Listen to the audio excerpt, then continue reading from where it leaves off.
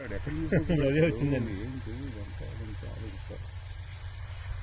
ఎందుకండి మిర్చి పంట వాళ్ళకి చాలా బ్యూటిఫుల్ గా ఉంటుందండి, ఎక్సలెంట్ అండి.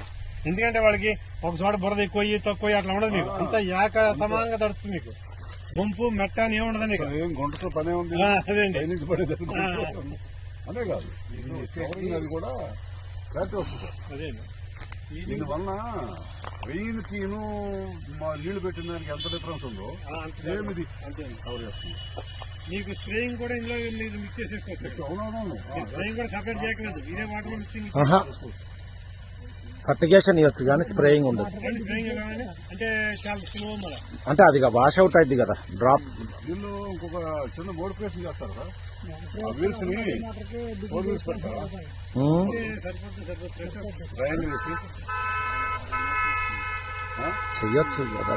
అంటే అక్కడ అంటే పెట్టలేండి, కొన్ని చోట్ల అవసరం వస్తుంది పడిపోకుండా.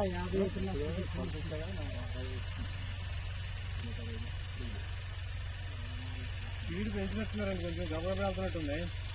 ఇందాక స్పీడే ఉంది, ఇప్పుడు 20 ఇంకా ఇప్పుడు కరెంట్ స్తంభం వరకు పోద్ది. ఇప్పుడు ఆఫ్లోకి వచ్చిందా చాలా ఇంకా పోతుంది.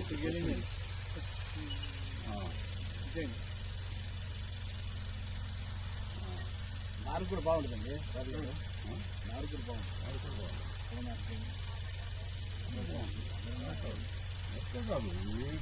దేనికైనా సరే 25 ఎకరాలు ఉంటే దానికి అలాగే కడుక్కొని ఉండొచ్చు.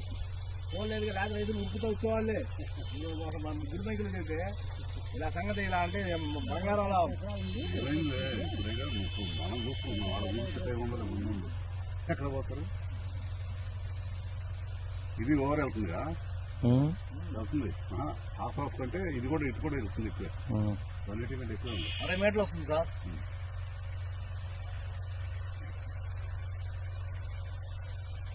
వాన వాసన వస్తుందేం సార్?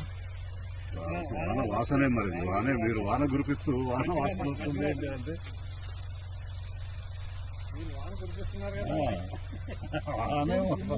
మళ్ళీ అది వచ్చేస్తే మట్టి మెత్తగా అయిపోద్ది కాబట్టి వచ్చి విడిపోద్ది అన్నమాట మట్టి.